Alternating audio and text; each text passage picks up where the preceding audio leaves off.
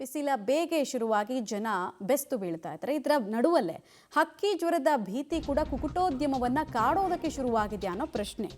ಕೇಂದ್ರದ ಅನುಮತಿ ಮೇರೆಗೆ ಪೌಲ್ಟ್ರಿ ಫಾರ್ಮ್ನಲ್ಲಿ ತಪಾಸಣೆಯನ್ನು ನಡೆಸಲಾಯಿತು.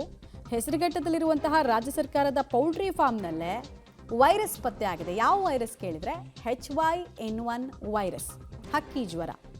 ಕೋಳಿ ಸಾಕಾಣೆದಾರರನ್ನ ಕ್ವಾರಂಟೈನ್ ಮಾಡಿದ್ದಾರೆ ಸದ್ಯಕ್ಕೆ ವೈದ್ಯಾಧಿಕಾರಿಗಳು. ಕೋಳಿ ಸಾಕಾಣೆಯ ಶೆಡ್, ಕೋಳಿ ಅಂಗಡಿಯಲ್ಲಿ ತಪಾಸಣೆಯನ್ನ ನಡೆಸುವಂತೆ ಸೂಚನೆಯನ್ನ ಕೂಡ ಕೊಡಲಾಗಿದೆ. ಪಶು ವೈದ್ಯಾಧಿಕಾರಿಗಳಿಗೆ ಹಾಗೂ ಆರೋಗ್ಯ ಅಧಿಕಾರಿಗಳಿಗೆ ಅತಿ ದೊಡ್ಡ ಟಾಸ್ಕ್ ಇದೆ ಇಲ್ಲಿ. ಒಂದು ಜನರಲ್ ಜಾಗೃತಿ ಮೂಡಿಸೋದು, ಯಾವುದೇ ಕಾರಣಕ್ಕೂ ಕೂಡ ಕೋಳಿ ಮಾಂಸವನ್ನು ಖರೀದಿ ಮಾಡದೇ ಇರೋ ರೀತಿ ಸ್ವಲ್ಪ ದಿನಗಳ ಕಾಲ ತಡೆ ಹಾಕೋದ್ರಿಂದ ಹಿಡಿದು ಇಡೀ ಜಾಗವನ್ನು ಸ್ಯಾನಿಟೈಸೇಷನ್ ಮಾಡಬೇಕಾಗತ್ತೆ ಮತ್ತು ಕ್ವಾರಂಟೈನ್ ವ್ಯವಸ್ಥೆಗಳೆಲ್ಲ ತುಂಬ ಸ್ಟ್ರಿಕ್ಟಾಗಿ ನೆರವೇರಬೇಕಾಗತ್ತೆ.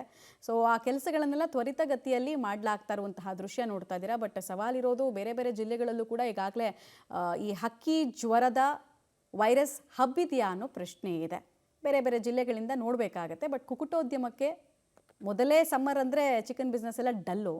ಅದರಲ್ಲಿ ಗಾಯದ ಮೇಲೆ ಬರೆ ಎಳೆಯುವಂತೆ ಈ H1N1 ವೈರಸ್ ಕಾಣಿಸಿರೋದು ಆತಂಕಕ್ಕೆ ಕಾರಣ ಆಗ್ತಾ ಇದೆ.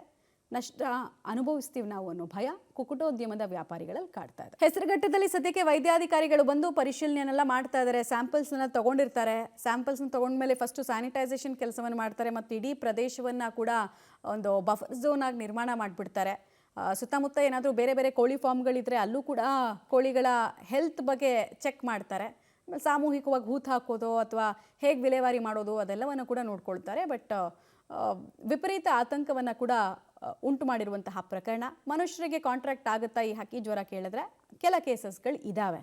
ಆಮೇಲೆ ಮನುಷ್ಯರಿಗೆ ಒಂದು ವೇಳೆ ಈ ಥರದ್ದೆಲ್ಲ ಹಕ್ಕಿ ಜ್ವರ ಎಲ್ಲ ಬಂದರೆ ತೀರಾ ಕಷ್ಟ ಆಗಿಬಿಡುತ್ತೆ ಅವರ ಆರೋಗ್ಯ ಸ್ಥಿತಿಗತಿಗಳು ಅನ್ನೋ ಭಯ ಆರೋಗ್ಯ ಇಲಾಖೆ ಕೂಡ ಇದೆ. ಹೀಗಾಗಿ ಹರಸಾಹಸವನ್ನು ಪಡ್ತಾ ಇದ್ದಾರೆ. ಹೇಗಾದರೂ ಮಾಡಿ ಡಿಸೀಸ್ ಫರ್ದರ್ ಬೇರೆ ಬೇರೆ ಕಡೆಗಳಲ್ಲಿ ಸ್ಪ್ರೆಡ್ ಆಗದೆ ಇರೋ ರೀತಿ ನೋಡ್ಕೊಳ್ಳೋದಕ್ಕೆ ಜಾಗೃತಿ ಮೂಡಿಸ್ತಾ ಇದ್ದಾರೆ.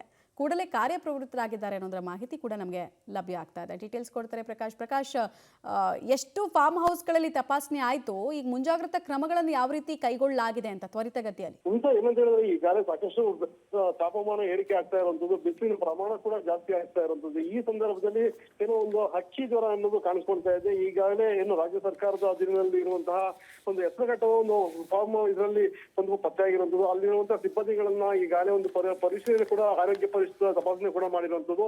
ಜೊತೆಗೆ ಏನು ಆ ಫಾರ್ಮ್ ನಲ್ಲಿ ಇದ್ದಂತ ಸುಮಾರು 7,400 ಕೋಳಿಗಳನ್ನ ಜೀವಂತವಾಗಿ ಗುಂಡಿನ ತೆಗೆದು ಒಂದು ಮುಚ್ಚುವಂತ ಕೆಲಸವನ್ನು ಕೂಡ ಮಾಡ್ತಾ ಇದ್ದಾರೆ. ಇದರಿಂದ ಸಾಕಷ್ಟು ರೀತಿಯಲ್ಲಿ ವಾತಾವರಣದಲ್ಲಿ ಏನಾದ್ರು ಹೆಚ್ಚಿಗೆ ಹಬ್ಬಿದ್ರೆ ಸಾಕಷ್ಟು ಸಮಸ್ಯೆ ಆಗ್ತದೆ ನಿಟ್ಟಿನಲ್ಲಿ ಈಗಾಗಲೇ ಏನು ಹೆಸರುಘಟ್ಟದಲ್ಲಿ ಇರುವಂತಹ ಒಂದು ಫಾರ್ಮ್ ನ ಒಂದು ಕ್ಲೋಸ್ ಅನ್ನು ಸಹ ಮಾಡಿದ್ದಾರೆ ಅಂತ. ರೈಟ್, ಧನ್ಯವಾದ ತಮ್ಮ ಮಾಹಿತಿಗಾಗಿ ಪ್ರಕಾಶ್.